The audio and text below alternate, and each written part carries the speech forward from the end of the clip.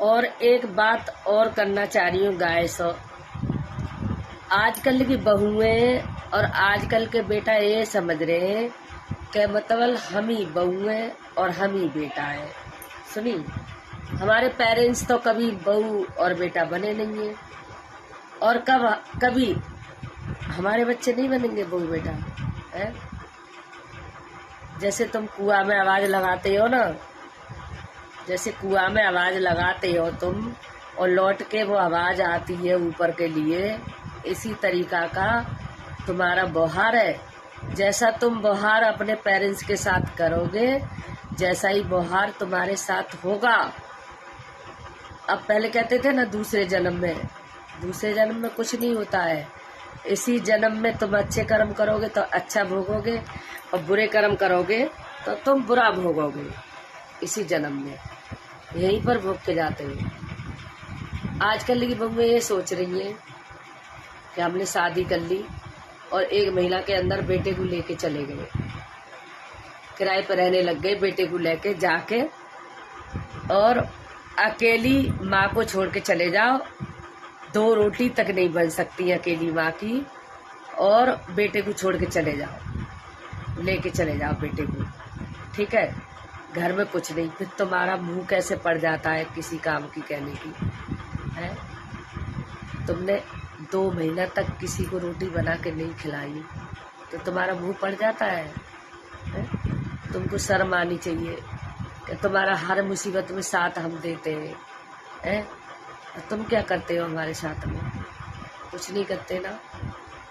तुम तो 20 रुपए की दवा ला के नहीं दे सकते हो अपने पेरेंट्स को। कहला हमारे पेरेंट्स बीमार रह गए तो 50 रुपए की या 20 रुपए की दवा ला दे, वो भी पैसे तुम हमसे मांगते हो।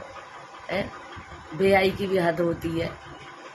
ऐसी बहुएं आती है, ऐसी परिवार तोड़ने वाली बहुएं आती है घर में, जब माँ बाप ने संस्कार नहीं दिए, उन्होंने कभी देखा ही नहीं है कुछ माँ बाप के यहाँ, तो ससुराल में तो जब करेंगी।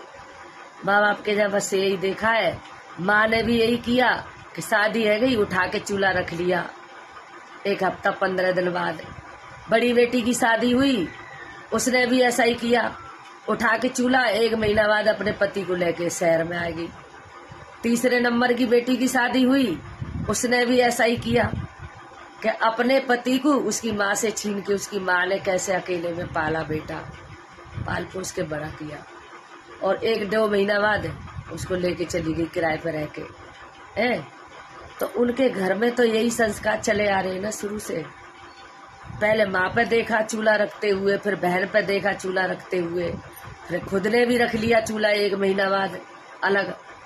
तो आजकल तो यही चल रहा है भैया, ऐसी परंपरा चल रही है सब बहुओं की और सब बेटों की यही कहानी है। माँ बाप की कोई वैल्यूशन नहीं है, तो इसीलिए माँ बाप को अपना पैसा मेहनत से कमा रहे हो, जो भी तुम्हारे पास फंडे है उसको संभाल के रखो।